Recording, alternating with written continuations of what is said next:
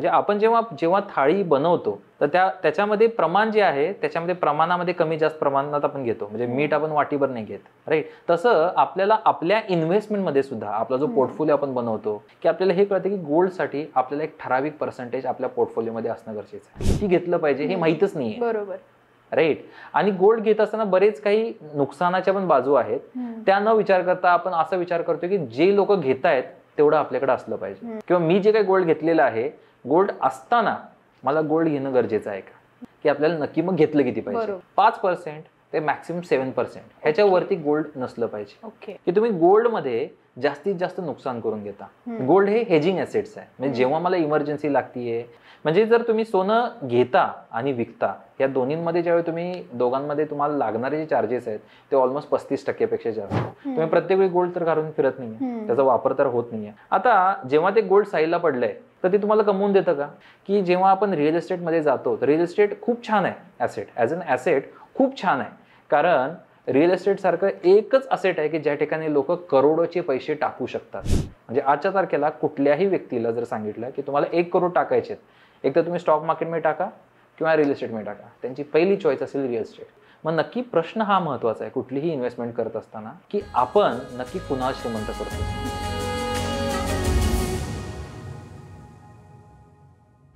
नमस्कार मंडळी, आज आम्ही तुमच्यासाठी एका खूप महत्त्वाच्या विषयावर पॉडकास्ट घेऊन आलोय. आपल्या आजूबाजूला सध्या खूप चढ उताराचं वातावरण आहे. आता तुम्ही म्हणाल चढ उतार नेमके कशातले, तर आज 7 एप्रिल रोजी आम्ही हा पॉडकास्ट शूट करतोय. त्या दिवशी 2 मोठ्या बातम्या आल्यात. पहिली म्हणजे सोन्याच्या भावात झालेली घट. सोन्यात 2,500 घसरण झाली आहे. आणि इतकंच नाही तर भारतीय शेअर बाजार सुद्धा कोसळलाय. अशा परिस्थितीमध्ये खूप संभ्रमाचं वातावरण निर्माण होतं. म्हणजे नेमकी आपण कशात गुंतवणूक केली पाहिजे हा प्रश्न प्रत्येकाला पडतो. गुंतवणूक कुठल्या, सोन्यात केली पाहिजे, शेअर मार्केटमध्ये केली पाहिजे की स्थावर मालमत्तेत केली पाहिजे, हा प्रश्न सामान्यांपासून अगदी मोठ्या गुंतवणूकदारापर्यंत प्रत्येकाच्याच मनात असतो. तर आज आपण या सगळ्या विषयांवर बोलणार आहे. आणि यासाठी आज आपल्यासोबत आहेत योगेश लोखंडे सर, जे गेल्या 10 वर्षांपासून फायनान्शियल प्लॅनिंग या विषयामध्ये काम करतायत. म्हणजे फक्त गुंतवणुकीच्या संदर्भानं नाही, तर आज आपण आर्थिक नियोजनाच्या संदर्भानं सुद्धा बोलणार आहे. म्हणजे अगदी तरुण मुलापासनं ते रिटायरमेंटला आलेल्या व्यक्तीपर्यंत प्रत्येकाच्या प्रत्येक प्रश्नाचं उत्तर आजच्या पॉडकास्टमधनं मिळणार आहे. नमस्कार सर, तुमचं आमच्या पॉडकास्टमध्ये खूप स्वागत आहे. थँक्यू.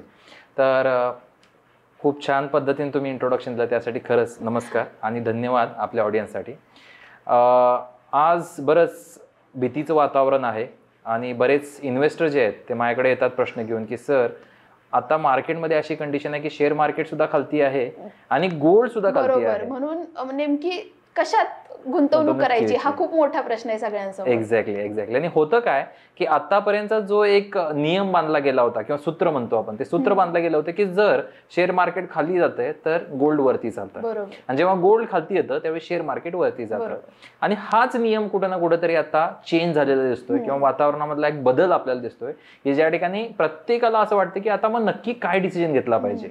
कारण बऱ्याच लोकांना हे प्रश्न तर आहेच की गोल्ड घेतलं पाहिजे, किती घेतलं पाहिजे, गोल्डची प्राइस किती जाऊ शकते, त्यात व्हॅल्युएशन किती असलं पाहिजे, या प्रत्येक प्रश्नांची उत्तरं लोकांना हवेत, जे आज आपण देण्याचा प्रयत्न करूया. बरोबर. पण आता जी नेमकी सोन्यामध्ये चढ उतार होतीये त्याची काय कारण आहेत? म्हणजे काही जागतिक कारण आहेत की काही स्थानिक कारण आहेत? म्हणजे काय सांगू शकाल तुम्ही? आता जे जसं ट्रम्प सर आलेत, त्यांनी काही अनाउन्समेंट केले, टेरिफ चेंज केले, तर प्रत्येक गोष्टीचा इम्पॅक्ट वर्ल्ड मधल्या इकॉनॉमीचा हा कुठल्या ना कुठल्या तरी मार्केटमध्ये इम्पॅक्ट होतो. तर टेरिफ चेंज जो झाला त्याच्यामध्ये बऱ्याच असे ऍसेट्स आहेत की त्याच्यावरती इम्पॅक्ट डायरेक्टली होतो, काही इनडायरेक्ट होतो, पण इमोशन इम्पॅक्ट हा जास्त होतो. ठीक आहे, म्हणजे जरी डायरेक्ट इम्पॅक्ट जरी पकडला असेटवरती किंवा जी काही स्थावर मालमत्ता आहे त्याच्यावरती, तर त्याच्यापेक्षा जास्त इमोशनवरती लोकांच्या जी असलेली ती त्याच्यावरती असलेली जी काही संभाव्य भीती आहे किंवा त्यांना काही खुशी आहे, या ह्याच्यावरती जास्त इम्पॅक्ट पडतो अशा प्रत्येक डिसिजनवरती.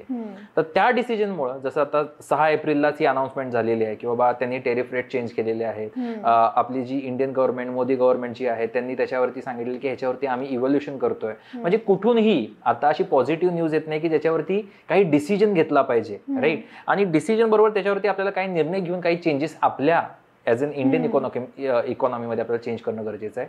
असे काही आता सध्या असे काही फर्म डिसिजन्स नाही आहेत. त्यामुळे मार्केट हे दोन्ही साईडून आता आजच्या तारखेला खालती आहे. म्हणजे आपण स्टॉक मार्केट किंवा शेअर मार्केट म्हणतो तेही जवळपास बऱ्याच पॉईंटनं खालती आलेले आहे. आणि त्याचबरोबर जसं 2,500 सोनं सुद्धा कमी आलेलं आहे. आता ही घटना पहिल्यांदा झालेली आहे का? नाही. हीच घटना सेम जर तुम्ही बघितला तर कोरोनाच्या पिरियडमध्ये जेव्हा युक्रेनची आणि रशियाची वॉर झाली त्यावेळी oil and as well as gold ह्यांच्या प्राइसमध्ये सेम कंडिशन झाली होती की स्टॉक मार्केट शेअर मार्केट सुद्धा खाली गेलं होतं आणि गोल्डची प्राइस सुद्धा खाली गेली होती आणि त्याच्यानंतर ती वाढायला सुरुवात झाली होती.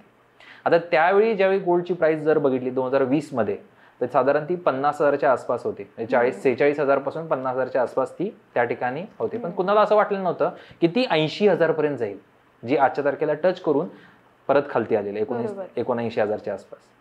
आता विचार करणं हे गरजेचं आहे की मार्केटमध्ये किंवा वर्ल्ड इकॉनॉमीमध्ये जे काही न्यूज येत आहेत त्याचे प्रत्येक ॲसेटवरती इम्पॅक्ट पडणार आहेत, पण ते नक्की कुणासाठी पडत आहेत, राईट? म्हणजे जे शॉर्ट टर्म इन्व्हेस्टर आहेत का जे लॉंग टर्म इन्व्हेस्टर आहेत ह्याच्यामधले नक्की कुणावरती ह्याचा जास्त इम्पॅक्ट पडतो हा विचार करणं खूप गरजेचं आहे.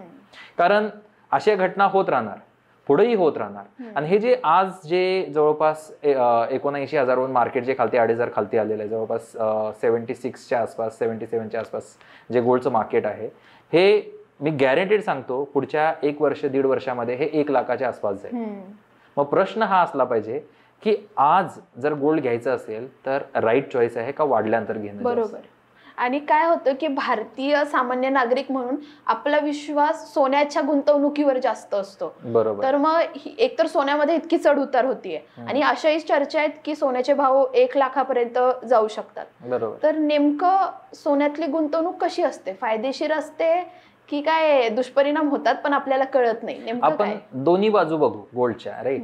पहिल्यांदा हे कळणं गरजेचं आहे की जेव्हा आपण जेवण घेतो, आपलं ताट घेतो, सात्विक जेवण घेतो, राईट? त्याच्यामध्ये भाज्या वेगवेगळ्या प्रकारच्या असतात, चटणी असते, लोणचं असतं, मीठ असतं, चपाती असते, भात असते. म्हणजे आपण जेव्हा थाळी बनवतो तर त्याच्यामध्ये प्रमाण जे आहे त्याच्यामध्ये प्रमाणामध्ये कमी जास्त प्रमाणात आपण घेतो. म्हणजे मीठ आपण वाटीभर नाही घेत, राईट? किंवा लोणचं आपण वाटीभर नाही घेत, बरोबर, राईट? तसं आपल्याला आपल्या इन्व्हेस्टमेंटमध्ये सुद्धा आपला जो पोर्टफोलिओ आपण बनवतो ज्याच्यामध्ये ह्या सगळ्या ॲसेट्सचं नियोजन असलं पाहिजे, समाविष्ट असली पाहिजेत. या सगळ्या गोष्टींचं ज्यावेळी तुम्ही प्लॅनिंग करता त्यावेळी होतं काय की आपल्याला हे कळतं की गोल्डसाठी आपल्याला एक ठराविक पर्सेंटेज आपल्या पोर्टफोलिओमध्ये असणं गरजेचं आहे. अच्छा. तर ते किती? आता भारतीय जर मानसिकतेमध्ये बघितलं तर आपण 2 कॅटेगरी आहेत आपल्याकडे, एक पुरुष कॅटेगरी आणि एक स्त्री कॅटेगरी. किती घेतलं पाहिजे हे माहीतच नाहीये, बरोबर, राईट? आणि गोल्ड घेत असताना बरेच काही नुकसानाच्या पण बाजू आहेत. त्या न विचार करता आपण असा विचार करतो की जे लोक घेत आहेत तेवढं आपल्याकडे असलं पाहिजे. आता स्त्रियांच्या बाबतीत तुमच्यावरूनच विचार करा की तुमची समजा एखादी मैत्रीण आहे, ती तुमच्याकडे आली आणि ती म्हटली की अरे गोल्ड एवढं खालती गेले आणि मी आत्ताच 10 तोळं सोनं घेतले किंवा 1 तोळं सोनं मी घेतले, ही चेन घेतली आणि खूप छान आहे. मनात सहज विचार येऊन जातो की अरे आपण पण घ्यावं, राईट? पण त्या ठिकाणी हा प्रश्न नाही विचारत की ही जी इन्व्हेस्टमेंट आहे ही नक्की माझ्यासाठी फायद्याची आहे का? किंवा मी जे काही गोल्ड घेतलेलं आहे, गोल्ड असताना मला गोल्ड घेणं गरजेचं आहे का? तर गोल्ड हे स्त्रियांसाठी एक सुंदरतेचा एक दागिना आहे की जे आपल्या सौंदर्यामध्ये अजून प्रभाव आणून देतो. पण त्याचबरोबर आपल्याला हे कळणं गरजेचं आहे की हा एक ॲसेट कशासाठी वापरला गेलाय? सौंदर्यासाठी वापरला गेलाय. म्हणजे आता आपण जर भारताच्या पूर्ण जर आधीपासून आत्तापर्यंत जर बघितलं, ज्यावेळीपासून ह्युमन इव्हॉल्युशन झालं त्यावेळीपासून जर आत्तापर्यंत जर पूर्ण जर्नी बघितली तर गोल्डचं एक सगळ्यात महत्त्वाचं स्थान फक्त काय की स्त्रीचं सौंदर्य निखारण्यासाठी जास्तीत जास्त वापरलं जातं. आणि त्याच्यानंतर मग त्याला इकॉनॉमीमध्ये स्थान मिळालं का तर हेजिंगसाठी, की कुठल्या तरी एका एलिमेंटला घेऊन किंवा एखाद्या कमोडिटीला घेऊन आपण आपली करन्सी उभा करू शकतो. पण आजच्या तारखेला तेही नाही. म्हणजे आपली करन्सी ही पूर्ण आता फ्री करन्सी आहे की ज्याच्यामध्ये आपल्याला कुठल्याच ह्याची गरज नाही की त्याच्या कम्पॅरेटिव्हली आपल्याला इकॉनॉमी किंवा आपले जे नोट आपण बनवतो त्याचं कॅपॅसिटी घेतली पाहिजे. आता ह्या दोन्ही बाजू आपल्याला जेव्हा कळतात तेव्हा आता हा प्रश्न रिमेन राहतो कुठला की आपल्याला नक्की मग घेतलं किती पाहिजे. कारण आता पर्पज काय आला, गोल्डचा पर्पज काय कळाला की पुरुषांसाठी किती गोल्ड असलं पाहिजे आणि स्त्रियांसाठी किती असलं पाहिजे. आता पर्सेंटेज वाईज जर बघितला तर माझ्या अंदाजाप्रमाणे जेव्हा मी पर्सनल फायनान्ससाठी जेव्हा एखाद्या फॅमिलीवर बसतो, एखादी पूर्ण जॉईंट फॅमिली असेल किंवा न्यूक्लिअर फॅमिली असेल तर त्यांच्याबरोबर बसत असताना त्यांना मी सांगतो 5% ते मॅक्सिमम 7% ह्याच्यावरती गोल्ड नसलं पाहिजे. ओके. कारण होतं कसं की तुम्ही गोल्डमध्ये जास्तीत जास्त नुकसान करून घेता. गोल्ड हे हेजिंग ॲसेट्स आहे, म्हणजे जेव्हा मला इमर्जन्सी लागतीये किंवा गोल्डवरती म्हणजे जेव्हा मला पैशाची गरज लागेल तर त्यावेळी माझ्याकडे समजा इकॉनॉमी डाऊन असेल तर माझ्याकडे एक ॲसेट असेल की ज्याच्या थ्रू मी माझी त्यावेळीची इमर्जन्सी किंवा त्यावेळी लागणारा जो काय पैशाची नीड आहे ती मी पूर्ण करू शकतो. ठीक आहे, म्हणजे 5% to 7% इज ओके, इवन 10% सुद्धा ओके, पण more than 10% is very risky for your next generation. म्हणजे तुम्ही तुमच्या नेक्स्ट जनरेशनला वेल्थ क्रिएशन करून जे देणार आहात तर त्यासाठी रिस्क फॅक्टर होऊन जातो. कारण त्याच्यामध्ये लागणारे काही चार्जेस आहेत, जसं GST लागतो आजच्या तारखेला. दुसरी महत्वाची काय आहे की जेव्हा तुम्ही गोल्ड घेता तर गोल्ड घेताना तुम्हाला GST बरोबर त्याच्यावरती मेकिंग चार्जेस लागतात. राईट, कारण बऱ्यापैकी म्हणजे फार रेअर अशी लोक आहेत की जे बिस्किटच्या माध्यमातून किंवा वळाच्या माध्यमातून सोनं घेतात, पण बरेच लोक ॲज अ ऑर्नामेंट्स म्हणून घेतात, म्हणजे काही दागिने असतील, ज्वेलरीज असतील, ह्याच्या माध्यमातून सोनं जास्तीत जास्त घेतात आणि त्याच्यावरती 10 ते 15% तुम्हाला डायरेक्टली त्याच्यावरती चार्जेस लागतात ॲज अ मेकिंग, प्लस 3% तुमचं GST लागतं. म्हणजे जर तुम्ही सोनं घेता आणि विकता या दोन्हींमध्ये ज्यावेळी तुम्ही दोघांमध्ये तुम्हाला लागणारे जे चार्जेस आहेत ते ऑलमोस्ट 35% पेक्षा जास्त आहे. मग विचार करा, जर गोल्डचा जर मी रेशो जर काढला की मला समजा मागच्या 20 वर्षापासून या गोल्डनं आत्तापर्यंत रिटर्न किती दिले तर ते 7% पेक्षा जास्त नाही आहेत. हां, 10 वर्षात जर तुम्ही बघितला 10% पर्यंत तुम्हाला मिळाले असतील, पण त्या 10% मध्ये तुम्हाला लागलेले जे चार्जेस आहेत, मेकिंग चार्जेस असतील, GST असतील किंवा ज्याला म्हणतात ते घटनावळ म्हणतात, तर ही ज्यावेळी तुम्ही सगळ्या गोष्टी जर कट केला तर ऑलमोस्ट 35% तुम्ही लॉसमध्ये आहात. मग हे प्रॉफिटचं आहे का नुकसानाचं आहे हे आपल्याला थोडंसं विचार करणं गरजेचं आहे जेव्हा गोल्ड घेत असतं. म्हणजे इन्व्हेस्टमेंटच्या दृष्टिकोनातनं गोल्ड हे फारसं फायदेशीर नाही असं आपण म्हणू शकतो का? इनडायरेक्टली म्हणू शकतो. कारण जेव्हा मी डायरेक्टली म्हणेन तर बरेच आपले जे काही ऑडियन्स मध्ये असतील ते जरा त्यांना दुःख वाटेल या गोष्टीचं, कारण त्यांना हे कळत नाहीये की कुठलं ॲसेट घेत असताना. आता समजा तुम्ही विचार करा की तुम्ही गोल्ड घेता, घरात राहता किंवा तुम्ही लॉकरमध्ये ठेवता, राईट. तुम्ही प्रत्येक वेळी गोल्ड तर घालून फिरत नाहीये, त्याचा वापर तर होत नाहीये. एखादं फंक्शन असेल, लग्न असेल, अशा कार्यक्रमांमध्येच त्याचा वापर जास्तीत जास्त तुमचा होतो. आता जेव्हा ते गोल्ड साईडला पडलंय, राईट, तर ते तुम्हाला कमवून देतं का? समजा बँकमध्ये पडलेलं आहे, लॉकरमध्ये पडलेलं आहे, घरात तिजोरीत पडलेलं आहे, त्याच्यातून तुम्हाला कुठल्या प्रकारचं एक्स्ट्रा अर्निंग होतं का? नाही होत, राईट. मग बरेच माझे इन्व्हेस्टर काय म्हणतात, पण त्याचं रेज होते ना, म्हणजे मी 35,000ला घेतला आता 75,000ला, बरोबर आहे ना, पण तुम्ही विकता का? एखादी व्यक्ती, आपण जर विचार केला की मागच्या 10 वर्षात 15 वर्षात गोल्ड विकणारी लोक किती आहेत? तुम्ही जेव्हा पण एखाद्या, म्हणजे आपल्या आता महाराष्ट्रामध्ये जवळपास 3 आपण म्हणतो की ज्या ह्याच्यामध्ये आपण सोनं बाय करतो, राईट. मुहूर्त, राईट, दसरा असो किंवा दिवाळी असो, राईट, अक्षय तृतीया असेल, तर अशा ह्याच्यामध्ये लोक सेल नाही करत ना, त्या ठिकाणी अपग्रेड करायला जातात. ते सोनं देतात आणि त्याच्यापेक्षा जास्त सोनं घेऊन येतात.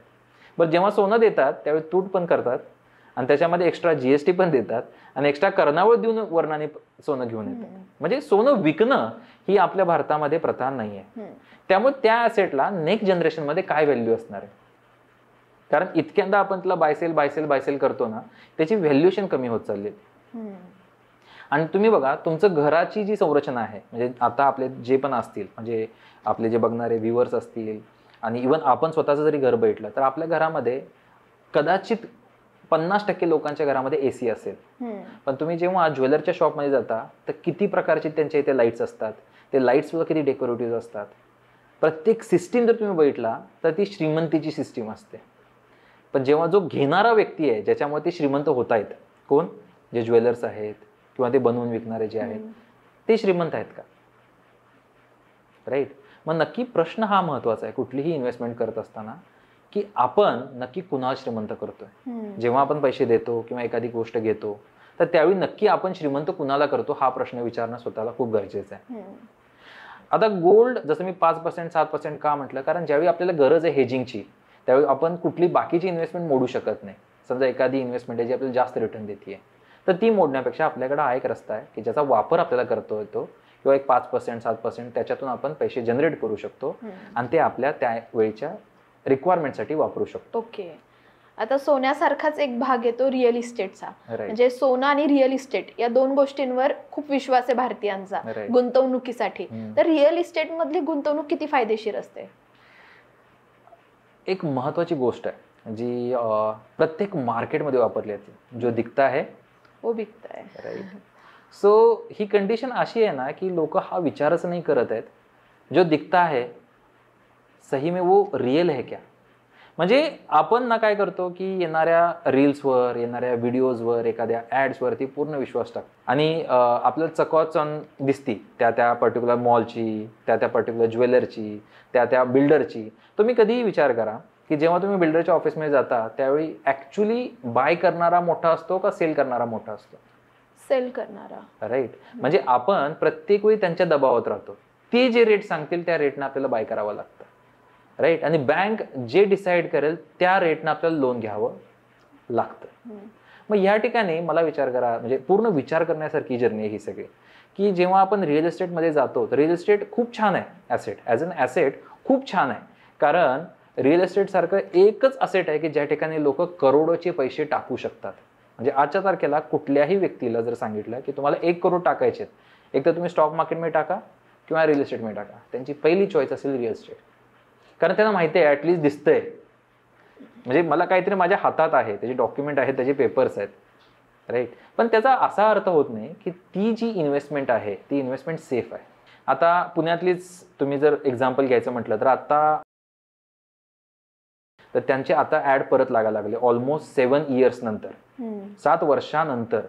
मग आता विचार करा, 7 वर्ष त्या जी स्कीम चालू होती त्याच्यावरती लिटिगेशन्स होते, ज्याचं लॉन्चिंग सचिन तेंडुलकरनी केलं होतं. म्हणजे एक अशी असती की ज्याला आपण म्हणतो की सगळ्यात बेस्ट क्रिकेटमधली देव, अशा व्यक्तींनी ज्या बिल्डर्स किंवा ज्या रिअल इस्टेटसाठी प्रमोशन केले, ती रिअल इस्टेट जर 6-7 वर्ष लिटिगेशनमध्ये असू शकते, 6-7 वर्ष लोकांना फ्लॅट नाही मिळालेले, त्यांचे पैसे अडकून आहेत, हीही गॅरंटी नव्हती लोकांना किंवा आपले हे पैसे परत येतील का. कारण त्यांच्या हातात सोल्युशन्स काही नाही आहे ना. म्हणजे मी फ्लॅट घेतलाय, माझे पैसे जात आहेत, माझी EMI जातात, मला फ्लॅटच नाही मिळत आहे. रेरा आल्यापासून कदाचित हे गोष्टी थोड्या चेंज झालेल्या आहेत, पण कुठं ना कुठं तरी एवढी मोठी अमाऊंट जेव्हा आपण एखाद्या बिल्डरला देतो तर आपल्याला हेही कळणं गरजेचं आहे की हे मी देत असताना माझ्याकडे नक्की मी ॲसेट म्हणून घेतोय का लायबिलिटी म्हणून घेतोय. कारण 99% लोक जेव्हा रिअल इस्टेटमध्ये जातात ते लोनमधनं जातात आणि 80% ते 90% हे लोन असतं. आणि असलेली जी काही गंगाजळी आहे आपल्याकडे, म्हणजे 10 वर्ष 15 वर्षात जी काही आपण कमवलेली गंगाजळी आहे ही सगळी आपण बिल्डरला देऊन टाकतो. म्हणजे आपल्याकडे राहतं काय, EMI आणि एक बँकेचं घर. कारण 20 वर्ष जोपर्यंत तुम्ही EMI भरताय ते तुमचं घर नाही, ते घर बँकेचं. मग आपल्याकडे चॉईस बऱ्याच आहेत की ज्याच्यावरती आपण काम करू शकतो, त्याच्यातून बरंच काही जनरेट करू शकतो. आणि बऱ्याच वेळा असं होतं की आपल्याकडे जर एवढा पैसा आहे तर आपल्याकडे एक हँड होल्ड जर असेल, ॲडवायझरी असेल, काही लोक असतील की तुम्हाला प्रॉपर गाईड करू शकतात, तर त्यांच्या बरोबर बसून त्याचं नियोजन करणं गरजेचं आहे. बरोबर. कारण आपण नुसतं रीलच्या माध्यमातून किंवा एक नॉन क्वालिफाईड व्यक्तीकडून आपण काही गोष्टी ऐकतो आणि आपण डिसिजन घेऊन मोकळे होतो. पण माझा फायनान्स आणि तुमचा फायनान्स आहे जमीन आसमानचा फरक आहे. राईट. एज डिफरन्स आहे, इन्कम डिफरन्स आहे, लोकॅलिटी डिफरन्स आहे, माइंडसेट डिफरन्स आहे. मग ह्याचं नियोजन करणार कोण आहे. एकाच लाईनमध्ये प्रत्येक लोक इन्व्हेस्टमेंट करतायत, कसे सक्सेसफुल होतात. बरोबर. म्हणजे आता तुमच्या एकूण बोलण्यावरनं माझ्या एवढं लक्षात आलंय की सोनं आणि रिअल इस्टेट ही काय गुंतवणुकीसाठीची विश्वासार्ह माध्यमं नाही आहेत. तर नेमकी अशी याच्या व्यतिरिक्त अशी कुठली सोर्सेस आहेत की ज्यात इन्व्हेस्टमेंट करायला पाहिजे. राईट. तर जसं सांगितलं की ॲसेट जे आहे, म्हणजे ॲसेट मल्टिपल्स आहेत. राईट. मग ॲसेट कुठल्या एरियात घेतले पाहिजेत, कशा प्रकारे घेतले पाहिजेत, ह्याचं ज्यावेळी नियोजन होतं आणि कुठल्या कॅटेगरीसाठी कुठलं ॲसेट आहे. कारण जॉब करणारी व्यक्ती जी आहे त्यासाठी काय होतं की रिअल इस्टेट हा असा जो जरिया आहे की ज्याच्यामध्ये तो फक्त लोनच घेऊ शकतो. पण त्यांना असं एक ॲसेट निर्माण केलं की ज्याच्याकडे कॅश फ्लो खूप आलेला आहे आणि त्याला लोनची गरज नाही आहे, तर तेच ॲसेट त्यासाठी चांगले रिटर्न पण देऊ शकतो. ठीक आहे. मग हे कॅश फ्लो निर्माण कसं झालं पाहिजे ह्याच्यासाठी पण काही ॲसेट्स आहेत, ज्याला आपण म्हणतो की म्युच्युअल फंड्स आहेत, स्टॉक मार्केट आहे, की ह्याच्या माध्यमातून आपण ह्या दोन्ही ॲसेटना बीट करून, ना तर मी बीट म्हणतोय ह्यांना तोडून अशा ठिकाणी आपण जाऊन पोहोचतो की ज्या ठिकाणी आपल्याला असं वाटतं, एक सिच्युएशन अशी येते की आपल्याला खरंच रिअल इस्टेट किंवा गोल्ड ह्याच्यामध्ये जाणं गरजेचं आहे का. कारण होतं काय की आपला सगळा जे काही तुम्ही जर लाईफस्टाईल बघितला, आपण जॉब करतो, बिझनेस करतो, कदाचित आपण शेती घेतो, लँड घेतो, फ्लॅट घेतो, गोल्ड घेतो. ॲट द एंड प्रत्येकाला काय हवं आहे, त्याच्यातून रिटर्न्स, किंवा ॲट द एंड त्याच्यातून लोकांना काय हवं आहे, मला पैसा जनरेट करायचा आहे, मला वेल्थ क्रिएट करायचं आहे, राईट. मग हे वेल्थ क्रिएट करत असताना आपल्याला ह्या ॲसेटचा वापर कशा पद्धतीनं करता येईल आणि तो फ्युचरमध्ये करता येईल हे कळणं खूप गरजेचं आहे, राईट. आता जर विचार केला तर ह्याच्यामध्ये एक मिसिंग गोष्ट आहे, जे फॅक्टर लोक कधीच विचारात घेत नाहीत. म्हणजे रिअल इस्टेट असो किंवा गोल्ड असो किंवा कुठलंही ॲसेट आपण घेतो, की टॅक्सेशन आणि इन्फ्लेशन हे असे त्याला म्हणतात ना की जे इम्पॅक्ट करतात. म्हणजे जे म्हणतात ना की एक पाईप आहे आणि त्याला समजा एक छिद्र पाडलं आणि एक मोठं छिद्र पाडलं, तर जो फ्लो जिकडं जायला पाहिजे त्याच्यापेक्षा तो दुसरीकडेच जायला सुरुवात होतो, राईट. म्हणजे जर तुम्ही नदीचं उदाहरण घेतलं, नदीमध्ये जेव्हा एखादं आपण थोडं जरी झरणा निर्माण केला त्यातून, तर त्यातून एक नवीन धाराच निर्माण होऊन जाते आणि मेन फ्लोपेक्षा जास्त त्या फ्लोला जास्त पाणी होतं. तसं होतं या इन्फ्लेशनमध्ये आणि टॅक्सेशनमध्ये. मग आपल्याला हेही कळणं गरजेचं आहे की आपण जे काही ॲसेट्स घेतो ह्याचं टॅक्सेशन किती आहे, ह्याच्यावरती इन्फ्लेशनचा किती इम्पॅक्ट पडतो, राईट. आणि इन्फ्लेशन एवढं डीप आहे ना, लोक काय करतात, फक्त महागाई म्हणजे काय की आजचा रेट काय आणि उद्याचा रेट काय. पण मागच्या 10 वर्षापासून, मागच्या 20 वर्षापासून तुम्ही ज्या ॲसेटमध्ये आहात त्याच्यावरती हा जो काय 10-15 वर्षाचा 20 वर्षाचा टाइम आहे, ह्याच्यामध्ये टॅक्सेशननं किती इम्पॅक्ट केलेलं आहे त्यांच्या ॲसेटवरती, आणि इन्फ्लेशन म्हणजे महागाईने किती इम्पॅक्ट केलेला आहे, आणि जे बनवणारं जे ॲसेट आहे खरंच वेल्थ क्रिएट करत आहे का. आता ह्याचा जो दुसरा मार्ग आहे, म्हणजे ज्या दुसऱ्या मार्गावर जायचं आहे त्याच्या आधी आपल्याला हे कळणं गरजेचं आहे, हे जेव्हा आपल्याला टॅक्सेशन आणि महागाई लागते आपल्या रिअल इस्टेटवरती, आणि आपण जेव्हा त्यातून कमाईचा जरिया म्हणून बघतो, की म्हणतात ना लोक, मला बरेच इन्व्हेस्टर म्हणतात की अहो त्यातनं रेंटल इन्कम मिळतं ना. पण जेव्हा तुम्ही रेंटल इन्कम बघता, 1 करोडच्या फ्लॅटसाठी जवळपास 20,000 रुपयाचं रेंटल इन्कम मिळतं पुण्यामध्ये, राईट. आता 20,000 जर तुम्ही बघितला तर 20,000 एका वर्षामध्ये जवळपास 2,40,000 रुपये आपल्याला बनवून देतात. मग 10 वर्षामध्ये जर बघितलं तर 24 लाख रुपये बनतात. 20 वर्षामध्ये जर बघितलं तर 24 दुनी 48 लाख, म्हणजे 50 लाख रुपये 20 वर्ष प्रॉपर्टी थांबून सुद्धा जे काय 1 CR ची प्रॉपर्टी होती त्याच्यासाठी मला फक्त 50 लाखच मिळाले रेंटल. म्हणजे जर ह्याचं कॅल्क्युलेशन जर केलं सिम्पल, ज्याला म्हणतात की यील्डमध्ये, तर ते 2.5% आहे. मग ह्याच्यापेक्षा FD बरी ना. ॲटलिस्ट 6% सांगून टॅक्सेशन कट करून आपल्याला 4.5% तरी मिळतात. मग स्मार्ट इन्व्हेस्टर काय बघतो की मी इन्व्हेस्टमेंट करत असताना असे काही ॲसेट्स आहेत का की ज्या ॲसेटच्या माध्यमातून मी माझं वेल्थ क्रिएट करू शकतो. आणि परत त्या प्रश्नावरती येतो की तुम्ही कुठलंही ॲसेट घेत असताना हा विचार करणं खूप गरजेचं आहे की तुम्ही नक्की कुणाला श्रीमंत करताय. कारण हे प्रत्येक ॲसेट जेव्हा तुम्ही बघता, म्हणजे बँकेकडनं लोन घेतला तर बँकेचं ऑफिस बघा, प्रत्येक प्रकारची सुविधा आहे त्यांच्याकडे, multiple AC, multiple employees, pantry, एकदम म्हणजे तुम्हाला असं वाटेल की अरे मी हॉटेलमध्ये आलो आहे का. आणि सेम तुम्ही बिल्डरच्या ऑफिसमध्ये गेलं, तुम्हाला काय सांगायची गरजच नाही, असं वाटतं की मी कुठं स्वर्गात आलोय. म्हणजे आपल्याला हा विचार करणं गरजेचं आहे की माझा 1-1 रुपया नक्की मला श्रीमंत करतोय का समोरच्याला करतोय. कारण आयुष्य जातं एक फ्लॅट बनवायला, एक घर बनवायला, आणि एक आयुष्यामध्ये फक्त 1000 स्क्वेअर फूटसाठी आपण 20 वर्ष देतो. आणि त्या 20 वर्षामध्ये मला फॅमिलीला टाइम द्यायला वेळ नाही आहे, माझ्या हेल्थला वेळ नाही आहे देण्यासाठी. आणि जेव्हा मी हा वेळ द्यायला जातो तेव्हा पूर्ण प्रकारे मी एक्झॉस्ट झालेला असतो, म्हणजे माझ्याकडे त्राणच राहत नाही. मग अशा ॲसेटचा वापरच कशाला करायचा की जे तुम्हाला प्रत्येक अँगलनं हिट करतंय. मग त्याच्यासाठी बेस्ट काय सांगितलं की जसं म्युच्युअल फंड आहेत, स्टॉक मार्केट आहेत, ह्याचा वापर सगळ्यात जास्त करणं गरजेचं आहे सुरुवातीपासून. मग तुमचं एज आणि तुमचं लोकेशन, तुमचे असणारी सॅलरी, तुमचं इन्कम, ह्या सगळ्यांबरोबर आपण त्याचं कॉम्बिनेशन करू शकतो. आणि ह्याच्यासाठीच आपले फायनान्शियल आझादी जी आहे, म्हणजे आपल्या 2 कंपनी आहेत की ज्याच्यामध्ये एम इन्व्हेस्टमेंट नावाची जी कंपनी आहे ती हँड होल्डिंग करते, इन्व्हेस्टमेंट कशी केली पाहिजे, कशामध्ये केली पाहिजे. आणि फायनान्शियल आझादी ही जी कंपनी आहे ही मदत करते की कुठल्या ॲसेटमध्ये कुठल्या प्रकारची रिस्क असू शकते आणि मला कुठल्या प्रकारचे डिसिजन घेतले पाहिजेत माझ्या फायनान्स प्रमाणे.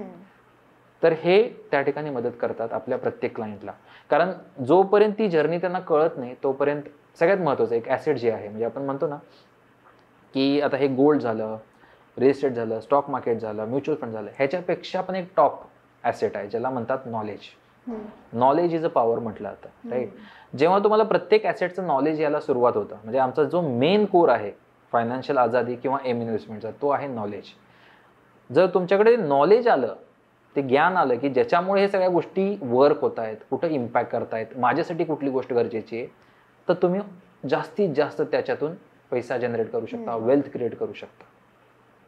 आणि ह्या जर्नीमध्येच ही फायनान्शियल एडवायझरी तुम्हाला नॉलेज देते. हे सगळ्यात मोर व्हॅल्युएबल ॲसेट आहे जे मी म्हणेन. पण जसं मी आधी पण म्हणजे मी अनेकदा हे खूप अंडरलाईन करते की भारतीय मानसिकता, तर भारतीय मानसिकता जी अजूनही सामान्य मध्यमवर्गीय कुटुंबांची, की शेअर मार्केट्स असू द्या, स्टॉक्स असू द्या किंवा मग म्युच्युअल फंड्स असू द्या, हे थोडेसे रिस्की माध्यम वाटतात या लोकांना इन्व्हेस्टमेंटचे.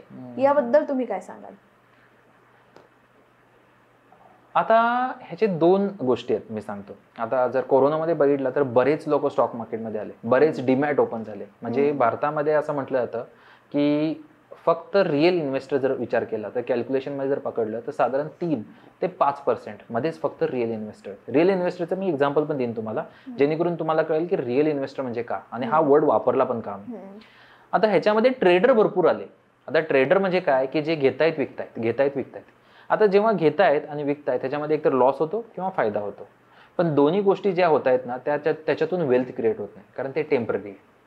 राईट. म्हणजे होतं काय की एक फायदा होतो, तोच फायदा परत ट्रेडिंगमध्ये वापरला जातो आणि तो गमावला जातो. मग जैसे थे एक तो वैसे है, नाही तो जैसे थे उसके बहुत नीचे है. ही वाली कंडिशन झाली कोरोनापासून आत्तापर्यंत. आणि बऱ्याच लोकांचे हातही जळले याच्यामध्ये. म्हणजे माझे बरेच मित्र आहेत, माझे बरेच क्लायंट आहेत की ज्यांनी ऑप्शन्स ट्रेडिंग, ज्याला स्पेक्ट्युकल मार्केट म्हणतात, तर ह्या मार्केटमध्ये त्यांचे बरेच पैसे वाया झाले किंवा लॉसमध्ये त्यांचा पोर्टफोलिओ गेला आणि त्यांना रिअलाइज झालं की आपण हे जे काही करतोय हे चुकीचं आहे.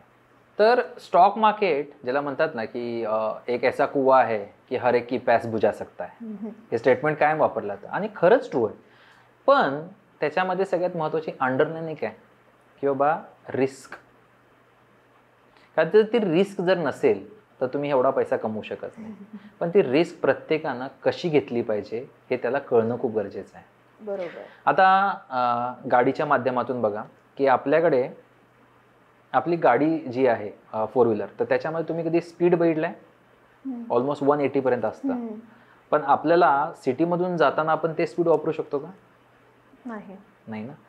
आपल्याला हायवेवरती सुद्धा रिस्ट्रिक्शन्स आहेत की 90 किंवा मॅक्सिमम 100. हे जे काही रिस्ट्रिक्शन आहेत काय आहेत आपल्याला? 2 गोष्टी. एक इन्फ्रास्ट्रक्चर म्हणजे जो असणारा रस्ता त्याच्यासाठी सूट नाही आहे, राईट. आणि आपली गाडी आणि असलेलं आजूबाजूचं वातावरण हे त्याच्यासाठी सूट नाही, बरोबर. मग एवढं स्पीड दिलंय, ह्याचा असा वापर आहे म्हणजे ह्याचं असं म्हणणं आहे का की ते वापरता येत नाही? वापरता येतं. जर एक्झॅक्ट कंडिशन आली, चांगला रोड आहे, त्याला प्रॉपर इन्फ्रास्ट्रक्चर आहे, तर आपण त्या स्पीडनं गाडी घेऊन जाऊ शकतो. तर सेम स्टॉक मार्केटमध्ये. तर स्टॉक मार्केटमध्ये सगळ्यात महत्त्वाची गोष्ट काय आहे की लोक 6 महिने, 1 वर्ष, 2 वर्ष, इव्हन 5 वर्ष नॉलेज घेतात आणि त्यांना वाटतं की मला स्टॉक मार्केटमधलं सगळं येतं. म्हणजे इव्हन जर तुम्ही विजय केडिया, राकेश झुनझुनवाला किंवा पोरेंजू हे मोठे मोठे जे इन्व्हेस्टर आहेत ह्यांचे जर इंटरव्ह्यू ऐकाल तर त्याच्यामध्ये सुद्धा ते म्हणतात की इतके वर्ष मी या मार्केटमध्ये असताना सुद्धा आम्हाला अजून हे माहीत नाही की मार्केट कुठल्या वेनं, कुठल्या कंडिशननं कसं रिॲक्ट करेल. तर हे जर ते म्हणताय जे 20-25 वर्ष या मार्केटमध्ये त्यांनी काही प्रॉफिट्स काढलेले आहेत, काही स्टॉक मार्केटमध्ये त्यांनी एक मोठं असेट केलेलं आहे क्रिएट, ते म्हणतायत, तर आजकालचे जे इन्व्हेस्टर आहेत त्यांना तर हे नक्कीच शिकलं पाहिजे की स्टॉक मार्केटमध्ये आपल्याला एक वेळ देणं आणि त्या वेळेबरोबर आपल्याला एक नॉलेज घेणं खूप गरजेचं आहे. कारण स्टॉक मार्केटमध्ये इतक्या गोष्टी आहेत की ज्या लोकांना आजकाल माहीतच नाही आहेत. म्हणजे एक बेसिक काही गोष्टी शिकतात की काही ट्रेंड काय आहे, की त्याच्यामध्ये असलेले काही चार्ट्स काय आहेत, ह्या गोष्टी शिकून त्याच्यावरती त्यांना असं वाटतं की मला सगळं येतं आणि त्यावरती मी प्रॉफिट काढेल. एवढं इझी असतं तर जगातले म्हणजे आपल्या ॲटलिस्ट भारतामधले प्रत्येक लोक श्रीमंत असते तेवढं शिकलं असतं. तर एक नॉलेज आहे, ते नॉलेज घेणं गरजेचं आहे. तेव्हा जेव्हा तुम्ही म्हणजे जसं गाडी चालवताना आपल्याला गाडीचं नॉलेज हवं आहे, लायसन्स हवं आहे, त्याच गोष्टी मार्केटमध्ये पण आहेत. कारण त्याच पद्धतीने तुमचं स्पीडही ठरेल मार्केटमधलं आणि त्याच्यामध्ये मिळणारा तुम्हाला नफाही ठरेल. आणि बरेच लोक काय करतात की एक रील्स बघतात किंवा काही असं वाटतं की आपण असं जर केलं तर आपण लवकर श्रीमंत होऊ. कारण 9 ते 5 या जॉबमधनं प्रत्येकाला बाहेर पडायचं आहे. त्यांना असं वाटतं की ह्याच्यातून बाहेर पडून मी स्टॉक मार्केटमधून भरपूर पैसा कमवेन आणि श्रीमंत होऊन जाईल. पण रियालिटी तशी नाही आहे. क्विक मनी हा सगळ्यात मोठा ब्लस्ड आहे, किंवा मी असं म्हणेन की सगळ्यात मोठी अशी गोष्ट आहे की जी लोकांना स्कॅम मध्ये घेऊन जाते. आणि आता सुद्धा तेच होत चाललेलं आहे की ऑप्शन्स, ट्रेडिंग्स असे काही ग्रुप्स बनलेले आहेत की ज्याच्यामध्ये लोकांना दाखवलं जातं की महिन्याला तुम्ही 3%, 5% किंवा 10% पर्यंत पैसे काढू शकता. तर ह्याच्यासारखं सगळ्यात मोठा स्कॅम कुठलाच नाही आहे. अशी मार्केटमधली कुठली स्कीम नाही आहे की जी तुम्हाला क्विक आणि विदिन इयर श्रीमंत करू शकते. कुठलीच सिस्टीम नाही आहे. एक तर नॉलेज किंवा टाइम, ह्या दोन्ही गोष्टी ज्यावेळी तुम्ही वापराल तर ऑटोमॅटिकली तुम्हाला तो पैसा तुमच्या पैशाला कामाला लावून तुम्हाला श्रीमंत बनवू शकतो. म्हणजे शेअर मार्केट आणि म्युच्युअल फंड मधली जी इन्व्हेस्टमेंट आहे ती फायदेशीर ठरू शकते, पण त्याच्यासाठी प्रॉपर गायडन्स असणं गरजेचं आहे. राईट, गायडन्स, नॉलेज आणि टाइम. तुमचा होरायझन जर 5 वर्षापेक्षा जास्त आहे ना, 10 वर्ष, 15 वर्ष, 20 वर्ष, कुठला इन्व्हेस्टर आजच्या तारखेला थांबायला तयार नाही इतका. त्याला क्विक ग्रॅटिफिकेशन हवं आहे. म्हणजे मी आज पैसा टाकला आणि उद्याच्याला मी करोडपती झालो पाहिजे, पण हे होत नाही. म्हणजे बरेच लोक त्या जाळ्यात अडकतात आणि गरीब तर होतात, पण त्यापेक्षा जास्त महत्वाचं काय होतं की ते जास्तीत जास्त कर्ज निर्माण करतात आणि तीच गोष्ट त्यांना अगदी सुसाइडल पर्यंत घेऊन जाते.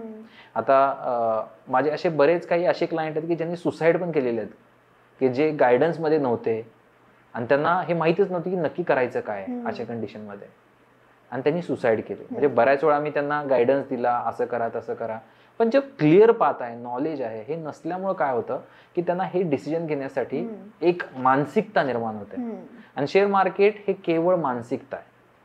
म्हणजे त्याला म्हणतात ना की बरेच असे बुक्स पण आहेत, सायकोलॉजी ऑफ मनी, या सगळ्या गोष्टी काय सांगतायत की इन्व्हेस्टरचा जो माइंडसेट आहे हा जोपर्यंत फर्म होत नाही की मला जो पैसा बनवायचा आहे हा बनवण्यासाठी एक निश्चित कालावधी लागणार आहे आणि त्या कालावधीनंतरच तो पैसा गरजेचा आहे. मी आत्ता जर श्रीमंत होऊन करणार काय आहे, पुढं काय आहे माझ्याकडे काम, राईट? माझ्याकडे आज करोड रुपये आले, 1 करोड आले, 2 करोड आले, 10 करोड आले, पुढं करणार काय त्या पैशांचं? उडवणार आहे, राईट? म्हणजे बेसिकली काय आहे की मनी सायकोलॉजी जो आहे ना हा क्लिअर पिक्चर लोकांसमोर नाही. त्यामुळे शेअर मार्केटमध्ये बरीच लोक, म्हणजे मी असं म्हणेन 99% लोक श्रीमंत बनू शकत नाही, कारण त्यांचा राईट माइंडसेटच नाही त्यासाठी. सर, तुम्ही गुंतवणुकीसाठी मग कसं गाईड करता लोकांना? आता गुंतवणुकीसाठी ना प्रत्येक जे काय इन्व्हेस्टर आहेत त्यांचा एक माइंडसेट आहे, राईट? तर माइंडसेट प्रमाणे आपण त्यांच्यापर्यंत रिच आउट करायचा प्रयत्न करतो. त्यातलं पहिलं एक साधन आहे हे जे आपला पॉडकास्ट आहे. या पॉडकास्टच्या माध्यमातून त्यांना ऍटलिस्ट हे कळतं की आपल्याकडे इन्व्हेस्टमेंट करण्याचे कुठले कुठले मार्ग आहेत.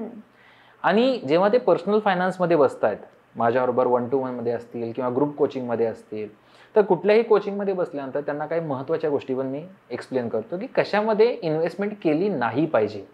कारण बरेच लोक हे सांगतात की तुम्ही ह्याच्यात इन्व्हेस्टमेंट करा, पण त्यांना हेच माहित नाही आहे की कशामध्ये केलीच नाही पाहिजे, राईट? जसं आपण आता गोल्डमध्ये बोललो, रिअल एस्टेटमध्ये बोललो की ज्याच्यामध्ये नुकसान आपलं काय होतंय, पण हे सोडून मार्केटमध्ये बरेच आहेत, जसं बिटकॉइन आहे, क्रिप्टो करन्सीज आहेत, फॉरेक्स आहे, कमोडिटीज आहेत, ऑप्शन ट्रेडिंग आहेत. तर हे प्रत्येकासाठी गरजेचं आहे का, किंवा त्यामध्ये इन्व्हेस्टमेंट करत असताना माझा पैसा वाया जाणार आहे, लॉस होणार आहे का त्यात माझं प्रॉफिट होणार आहे, हे कळणं पण गरजेचं आहे. तर कशामध्ये नाही गेलं पाहिजे हे पहिला कळणं गरजेचं आहे. कारण जेव्हा ते कळतं तर जो त्यांचा लॉसमध्ये पैसा जाणार आहे तो वाचणार आहे, आणि तो 1-2 रुपये नाही, लाखांमध्ये वाचतो. कारण तुम्ही जर बघितला, आजच्या तारखेला मी रिसेंटली एक मागच्या 2-3 महिन्यापूर्वी क्राईम ब्रांचला सहज व्हिजिट करायला गेलो होतो. म्हणजे बऱ्याच वेळा मी व्हिजिट करत राहतो, कारण मला हे कळतं की मार्केटमध्ये कंडिशन काय चालू आहे. मी बँकेत व्हिजिट केली तर त्यांचे एक्झॅक्टली क्लायंटला ते काय सांगतायत, कुठल्या प्रकारचं समजा मिस सेल करतायत, मिस गाईड करतायत का राईट गायडन्स देत आहेत, हे कळतं. कारण जेव्हा मी मार्केटमध्ये जाईन तेव्हाच मला कळेल ना किंवा मार्केटमधली कंडिशन काय आहे, लोकांना काय सांगितलं जातं. तर जेव्हा मी त्या क्राईम ब्रांचमध्ये गेल्यानंतर बघितलं तर प्रत्येक प्रकारचे फ्रॉड्स आहेत आजच्या तारखेला. म्हणजे ऑप्शन ट्रेडिंगसाठी आहेत, किंवा डायरेक्ट स्टॉकमध्ये तुम्हाला इन्व्हेस्टमेंट करून देतो, गोल्डमध्ये तुम्हाला काही बिशी किंवा ह्याच्या माध्यमातून देतो, फॉरेक्समध्ये देतो, क्रिप्टो करन्सीमध्ये देतो. तर हे इतक्या प्रकारचे स्कॅम झालेले आहेत. आणि तुम्ही जर बघितला दिवसातून 10 कॉल तर तुम्ही ट्रेडिंग करताय का ह्याच्यासाठी येत आहेत. मग आजच्या तारखेला अवेअरनेस कशावरती वाढतो आणि ह्याच्यावरती कंट्रोल कुणाचा आहे का, नाही. तर आपली एक सिस्टीम बनलेली आहे की जेव्हा कुठलाही इन्व्हेस्टर जो आहे तो ह्या सिस्टीममध्ये ज्यावेळी एंटर करतो तो फुल प्रूफ झाला पाहिजे आणि फेल प्रूफ झाला पाहिजे. म्हणजे त्याच्या एक रुपयाला त्यांना कामाला लावता आलं पाहिजे. नाहीतर होतं काय की त्यांना जे काही पैसे कमवलेत हे दुसऱ्यांना तर श्रीमंत करण्यासाठी त्यांना यूज केलेलेच आहेत, पण त्याचबरोबर लॉसमध्ये सुद्धा पैसे, स्कॅममध्ये सुद्धा पैसे देऊन तो मोकळा झालेला असतो. मग तो जेव्हा फायनान्शियल आझादी किंवा एम इन्व्हेस्टमेंट ह्या प्लॅटफॉर्मवरती जेव्हा येतो, हे दोन्ही प्लॅटफॉर्म एवढे सेफ बनवलेले आहे की ज्या ठिकाणी जेव्हा इन्व्हेस्टर आत येतो तर त्या प्रत्येक प्रश्नाचं उत्तर क्लिअर झालं पाहिजे की कुठली नाही केली पाहिजे, कुठली केली पाहिजे आणि कशामध्ये माझा फायदा आहे, कुठं माझा पैसा माझ्यासाठी काम करून देऊ शकतो, या प्रत्येक प्रकारचे गाईडलाईन्स त्यांना या पूर्ण सिस्टीममध्ये बसले जातात. तर ही सिस्टीम जी आहे ही स्टेप बाय स्टेप जर्नी आहे. राईट. प्रत्येकाला काय वाटतं की क्विक रीच होतो, नाही, प्रत्येक स्टेज तुम्हाला क्रॅक करणं गरजेचं आहे. पहिला माइंडसेटचा आहे, मग इन्व्हेस्टमेंट करत असताना पहिल्यांदा आपल्याला आपलं बजेटिंग करणं गरजेचं आहे की माझ्याकडे येणारा पैसा किती आहे, खर्चासाठी जाणारा पैसा किती आहे, ह्याचं मनी मॅनेजमेंट करणं गरजेचं आहे पहिला. कारण त्याच्यातूनच जो पैसा राहतो त्याच्यातूनच वेल्थ क्रिएट करणार आहे. नाहीतर होतं काय की खर्चासाठी तर पैसे राहतच नाहीत आणि त्याच्यासाठी कर्ज घेत बसतात. बरोबर. आर्थिक नियोजन. राईट. सगळ्यात महत्वाची स्टेज आहे जी मिसिंग आहे. बरोबर. मग त्याच्यानंतर हे सगळे बाकीचे पार्ट्स आहेत की ज्याच्यावरती आपल्याला काम करणं गरजेचं आहे. तर फायनान्शियल आझादी हा एक असा प्लॅटफॉर्म आहे की ज्याच्यामध्ये कुठलाही इन्व्हेस्टर जेव्हा आत येतो त्याला ह्या प्रत्येक गोष्टीचं महत्त्व कळायला सुरुवात होतं. कुठले कुठले ॲसेट्स आहेत की ज्याच्यामध्ये मला इन्व्हेस्टमेंट केली पाहिजे, पर्सनल बजेटिंग म्हणजे नक्की काय, त्या बजेटिंगमध्ये करत असताना समजा मी कर्जामध्ये ऑलरेडी आहे, ह्यूज कर्ज आहे, फ्लॅटचं असेल, कुठलीही असेल, ह्याच्यातून लवकरात लवकर मला कसं बाहेर पडता येईल. राईट. त्याला म्हणतात की डेप कटर, की हे कसं झालं पाहिजे, त्या डेपमधून मी जेव्हा बाहेर येईन, लोनमधून बाहेर येईन, EMI मधून बाहेर येईन, तेव्हा मी इन्व्हेस्टमेंट करू शकेन. आणि त्याच्यानंतर हे जे राहिलेले पैसे आहेत ह्यांना कुठल्या चॅनलमध्ये कशा प्रकारे सिस्टमॅटिक वेनं इन्व्हेस्टमेंट करून त्याचा ग्रोथसाठी वापर केला पाहिजे. आणि ह्याच्यानंतर आयुष्यात महत्त्वाचे काही टप्पे आहेत ज्यांना फायनान्शियल टर्ममध्ये गोल्स म्हटलं जातं. त्या गोलसाठी प्लॅनिंग करणं खूप गरजेचं आहे. महत्त्वाचे 4 गोल्स आहेत. ह्याच्या व्यतिरिक्त आपण बरेच गोल बनवू शकतो. पहिलं, समजा मुलगा आहे, मुलगी आहे, त्याच्या एज्युकेशनसाठी. दुसरं, त्यांच्या लग्नासाठी. कारण हे दोन्ही गोष्टी करणं तर भाग्य आहे. राईट. म्हणजे आपण आपल्याकडे येणारा पैसा आहे आणि आपण म्हणतो नाही मी मुलांना काही शिकवणार नाही, कुणीच म्हणणार नाही. राईट. कारण ते त्यांचं कर्तव्य आहे. आता लग्न कदाचित लव्ह मॅरेज, अरेंज मॅरेज नुसार चेंज होईल, पण प्रत्येकाला असं वाटतं की माझ्या मुलांचं लग्न खूप चांगलं झालं पाहिजे. मग ती मुलगी असो किंवा मुलगा असो, माझ्या समाजामध्ये, माझ्या आजूबाजूच्या पाहुण्यांमध्ये सगळ्यात बेस्ट माझ्या मुलाचं लग्न किंवा माझ्या मुलीचं लग्न झालं पाहिजे. तर ह्याचं प्लॅनिंग, ह्याचं गोल करणं गरजेचं आहे. कारण आज जर तुम्ही बघितला तर एका लग्नाची कॉस्ट कमीत कमी 20 लाख आहे. बरोबर. मिनिमम.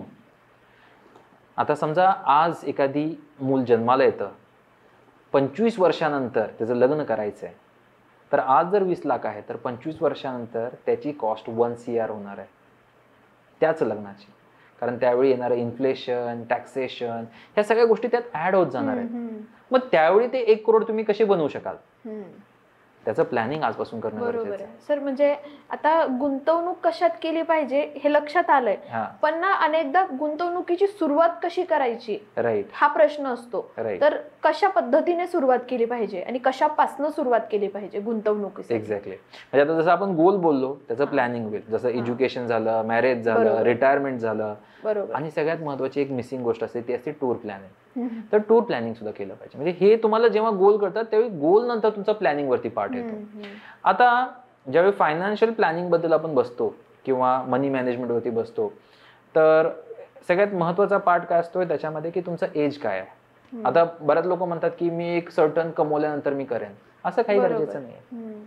तुम्ही समजा कॉलेजमध्ये शिकत आहात, स्टुडंट आहात, तुमच्याकडे सुद्धा काही पैसे येत आहेत. तुम्ही त्याचं नियोजन आत्तापासून जर सुरुवात केलं, त्या पैशाला आत्तापासून कामाला लावलं, तुम्ही ज्यावेळी रिटायरमेंटची एज आहे ती 60 नसेल, ती कदाचित 35च असेल, मग अर्ली रिटायरमेंट पण तुम्ही घेऊ शकता. मग आता समजा जस्ट एक कॉलेजमधनं एखादी स्टुडंट आहे, ती बाहेर पडतीये, तर बाहेर पडल्यानंतर काय होतं की त्यांच्याकडे पैसा येतो. आता इतके वर्ष म्हणजे वयाच्या साधारण 25 वर्षापर्यंत, म्हणजे 25 वर्ष आपण कॉलेजमध्ये असतो आणि त्यावेळी आपल्याला प्रत्येकाला स्वप्न असतं की मला जशी माझी पहिली सॅलरी येईल ना, मला पाहिजे ते मी करेन, पाहिजे ते मी करेन. पण होतं काय की 99% लोकांचं असं होतं की जी येणारी सॅलरी आहे ना ती इट्स काइंड ऑफ पीनट म्हणतात, बरेच लोक म्हणतात, राईट, शब्द. म्हणजे एवढी कमी असते की आपली स्वप्न मोठी आहेत पण सॅलरी छोटी पडते. राईट. तर पहिला स्वप्न बघणं खूप गरजेचं आहे. कारण त्याच्याशिवाय ज्याला म्हणतात ना की इन्व्हेस्टमेंट असो, बिझनेस असो किंवा सक्सेस असो, ह्याचा एक जर सक्सेसचा की मंत्र जो आहे ना, दॅट इज अ क्युरिओसिटी. म्हणजे भविष्यामध्ये काय होणार आहे किंवा काय करायचं आहे ह्या जर क्युरिओसिटीमध्ये आपण प्रत्येक वेळी नसू तर आपण सक्सेसफुल होऊ शकत नाही. तर ही क्युरिओसिटी असणं गरजेचं आहे. पण आपण काय होतो, निराश होतो त्या ठिकाणी.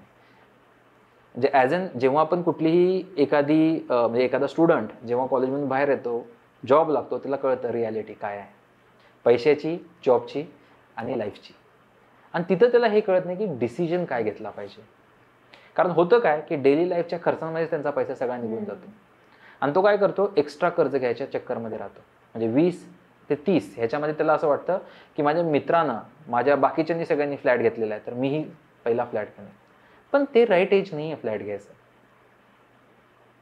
त्या ठिकाणी विचार करणं गरजेचं आहे, तिथं हँड होल्डिंग गरजेची आहे.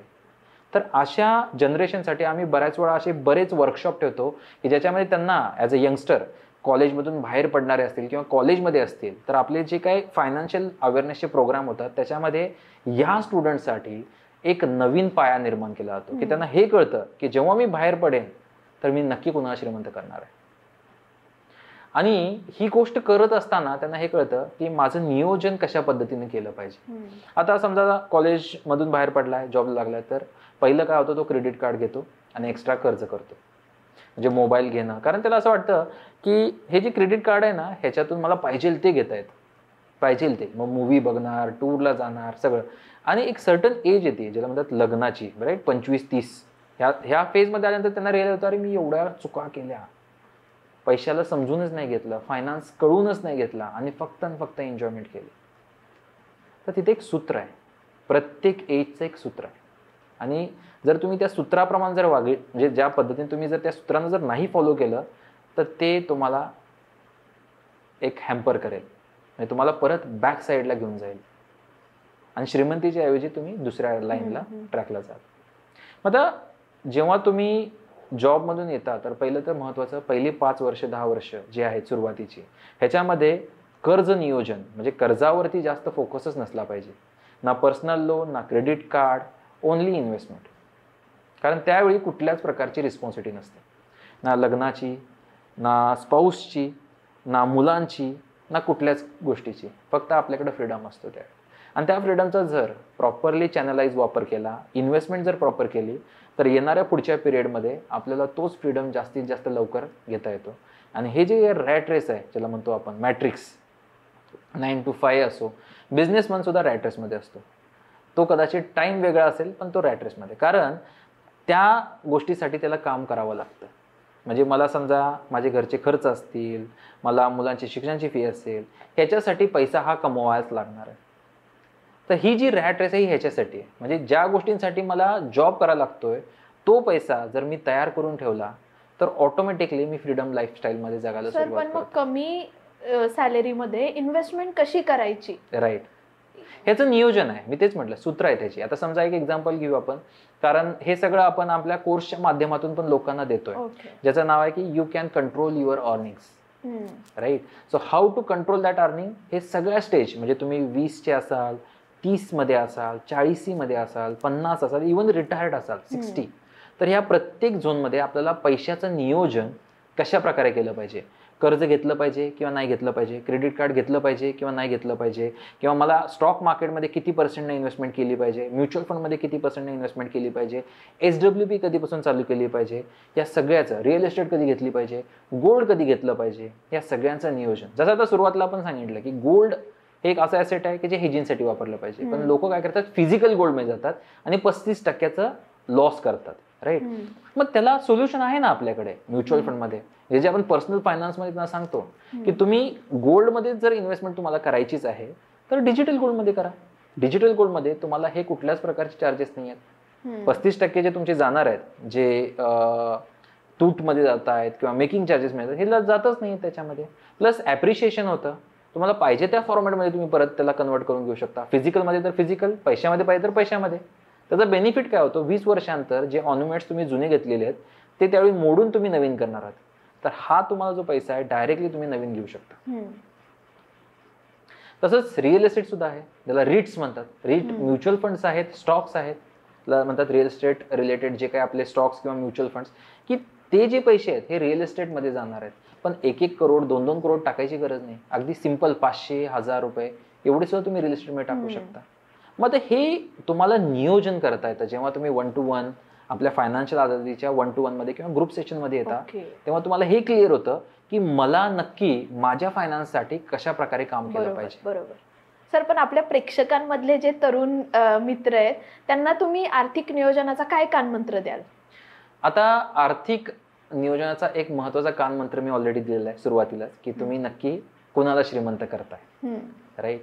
कारण प्रत्येक ऍसेट हे असं आहे ना की तुम्हाला श्रीमंत बनवू शकतं, पण तुम्हाला ते रिअलाइज होणं गरजेचं आहे की खरंच ते मला श्रीमंत करू शकतं का. आणि दुसरा जो कानमंत्र आहे सगळ्यात महत्वाचा, जो आहे की रॅट रेसमधनं तुम्हाला जर बाहेर पडायचं असेल, तुम्हाला खरंच समृद्ध बनायचं असेल, तुम्हाला खरंच सक्सेसफुल बनायचं असेल, तर तुम्हाला हे कळलं पाहिजे की मला नक्की कुठं जाऊन थांबायचं आहे. कारण रिटायरमेंटची डेफिनेशन प्रत्येकाची वेगळी आहे. तुम्ही जेव्हा रिटायरमेंटच्या किंवा या मॅट्रिक्समध्ये लोक कसे अडकतात, कारण त्यांना हे माहीत नाही की माझी रिटायरमेंटची डेफिनेशन काय आहे. मी प्रत्येक वेळी दुसऱ्यांची एक यूट्यूबवरती बघतो किंवा दुसरे कोणतरी श्रीमंत आहेत त्यांच्याकडे बघून ठरवतो, पण माझी डेफिनेशन वेगळी आहे. माझा परिवार वेगळा आहे, माझ्या लायबिलिटीज वेगळ्या आहेत, माझ्या रिस्पॉन्सिबिलिटीज वेगळ्या आहेत. राईट. तर मला ठरवणं गरजेचं आहे की मी कुठं जाऊन थांबणं गरजेचं आहे. कदाचित ते 1 CR असेल, 10 करोड असेल, 100 करोड असेल, whatever the number is there, पण तुम्हाला हे कळलं पाहिजे की मला नक्की कुठं जाऊन थांबलं पाहिजे. कारण जेव्हा तुम्ही 1 करोडला जाईल तुम्हाला 2 करोडचा एक समोर माणूस भेटणारच आहे. 2 करोडला जाल तर 10 करोडचा भेटणार आहे. 10 करोडची जाल तर 100 करोडचा भेटणार आहे. मग तुम्ही प्रत्येक वेळी एक्सटेंड जर करत राहिला तर आयुष्यातली जी खरी सॅटिस्फॅक्शन आहे ते कधीच घेऊ शकणार नाही. हां, एक्स्ट्रा कमवले दॅट इज ओके, पण तुम्हाला डिफाईन करणं गरजेचं आहे की तुम्हाला जर आयुष्यामध्ये तुमच्या सक्सेससाठी तुम्हाला जर काय करायचं असेल ना, तर 2 गोष्टी कळणं गरजेचं आहे. एक म्हणजे नॉलेज, की मी हे सगळ्या गोष्टी करत असताना माझ्याकडे राईट नॉलेज आहे का, आणि दुसरी महत्त्वाची की मला ह्याच्यासाठी टाईम देणं गरजेचं आहे. कारण ह्या दोन्ही गोष्टी ज्या आहेत की कुठं जाऊन थांबायचं आहे हे टाईम डेफिनेशनवरती आहे, आणि कुठं जाऊन थांबायचं आहे ह्याचं नॉलेज घेणं खूप गरजेचं आहे. तर कानमंत्र हाच आहे की तुम्हाला 2 प्रश्नांवरती खूप डीपली विचार करणं. कारण हे जे प्रश्न आहेत ना, हे जागृतीचे प्रश्न आहेत, हे तुम्हाला दुसरे कुणी सांगणार नाही. आपल्याला आधी हे जर नाही कळालं की ॲसेट कुठलं बाय केलं पाहिजे किंवा लायबिलिटी कुठली बाय केली पाहिजे, तर फ्युचरमध्ये आपल्या रिक्वायरमेंटसाठी किंवा आपल्याला गरजेसाठी आपल्याला ज्या गोष्टी तयार केलेल्या त्या विकाव्या लागतात. तर हे खूप डीप आहे, आणि फायनान्शियल आझादीमध्ये तुम्हाला प्रत्येक सेगमेंटवरती, प्रत्येक लेवलवरती, as an male, as an female, as an kid, as a student, या सगळ्यांवरती नियोजन कसं केलं पाहिजे याचा पूर्ण गायडन्स तुम्हाला मिळतो. कारण गायडन्स ही अशी गोष्ट आहे की जी तुम्हाला फ्युचरमध्ये इमिजिएट एक वेल्थ क्रिएशनची जर्नी क्रिएट करून देऊ शकते. आता फॉर एक्झाम्पल, जसं आपण आता 20मध्ये आहोत, VC मध्ये असो किंवा जॉब लागला, एक 20-25 वर्षाचे आपण आहोत, आणि त्यावेळी आपली सॅलरी साधारण 20-25 हजारची असते.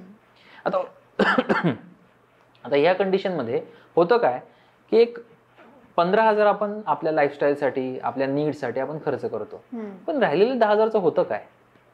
10 वर्ष निघून जातात पण कळत नाही ते पैसे कुठे गेले, कशासाठी गेले. पण जर नियोजन केलं असेल, एक राईट मेंटॉर तुमच्याबरोबर असेल, एक गाईडलाईन्स असतील, एक रूल सेट असेल, ही सगळी सिस्टीम तुमच्याबरोबर असेल, तर होतं काय की हे 10,000ची एक सिंपल इन्व्हेस्टमेंट तुम्हाला पुढच्या 10 वर्षामध्ये 60 ते 70 लाख रुपये देऊ शकते. ती कशी केली पाहिजे, त्यावरती काय नियोजन केलं पाहिजे याचं प्लॅनिंग करणं गरजेचं आहे. आता तीच व्यक्ती जी 25ची आहे, ती जेव्हा 30 किंवा 35मध्ये जाते तर त्याच्यावर रिस्पॉन्सिबिलिटी येतात. मुलांचं शिक्षण आहे, त्यांची जी स्पाऊस आहे, त्यांचे काही खर्च आहेत. अशा कंडिशनमध्ये त्यांच्याकडे सॅलरी भले 1 लाख आहे, 1.5 लाख आहे, पण त्याच्यामधले जवळपास 50% सुद्धा इन्व्हेस्टमेंट होत नाही त्याच्या तारखेला. मग त्यांनी जर प्लॅन केलं तर त्यांच्या 45 पर्यंत ते रिटायर होऊ शकतात.